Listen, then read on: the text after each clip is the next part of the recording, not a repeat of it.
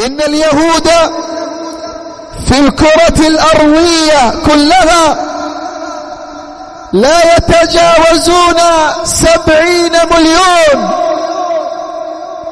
بينما أمة الإسلام قد تجاوزت المليار. فأين أمة المليار؟ أين أمة المليار من بكاء الثكالى؟ أين أمة المليار من صراخ الأطفال؟ أين أمة المليار من استغاثات الشيوخ والكبار؟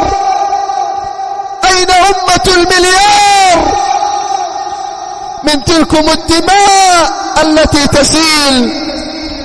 أين أمة المليار وامرأة تصرخ على وسائل التواصل الاجتماعي: إني أحمل في بطني أبناء اليهود الصليبيين من الزنا؟ أين أمة المليار واليهود الفجار منذ عقود من الزمن يغتصبون النساء أمام آبائهن وأمام أزواجهن وأمام أبنائهن وأمام إخوانهن؟ أين أمة المليار والولد يحرق أمام أبيه، يحرق أمام أبيه وأمام العالم؟ يرينا أعداؤنا اليهود وهم يصبون البنزين على طفل صغير ثم يحرقونه. أين أمة المليار؟ أين أمة المليار من هذه الاعتداءات؟ 17 مسجد في فلسطين حوله اليهود إلى مكان تنام فيه الخنازير. أين أمة المليار؟ 50 مسجدا حوله اليهود إلى مراقص. أين أمة المليار؟ أين المملكة العربية السعودية؟ أين الإمارات؟ أين اليمن؟ أين الكويت؟ أين قطر؟ أين الجزائر؟ أين المغرب؟ أين سوريا؟ أين الأردن؟ أين مصر؟ أين السودان؟ أين هم؟ أين الأمة العربية وهي ترى هذه الاعتداءات؟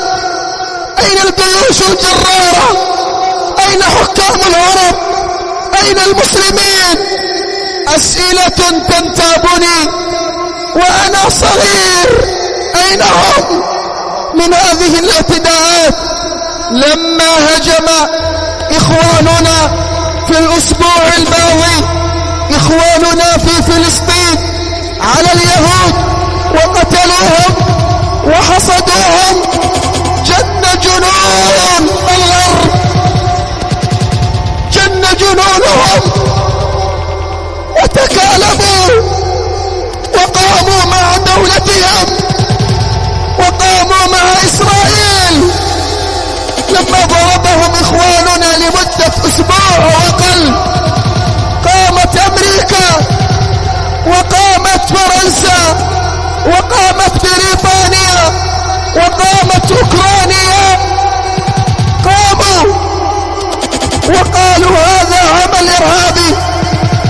أين الإرهاب والمسجد الأقصى منذ سنوات يضرب أهله، يقتل أطفاله، تغتصب نساءه، تأخذ بيضته، تأخذ مقدساته، وقتل رجل في غابة جريمة لا تغتفر، وقتل شعب كامل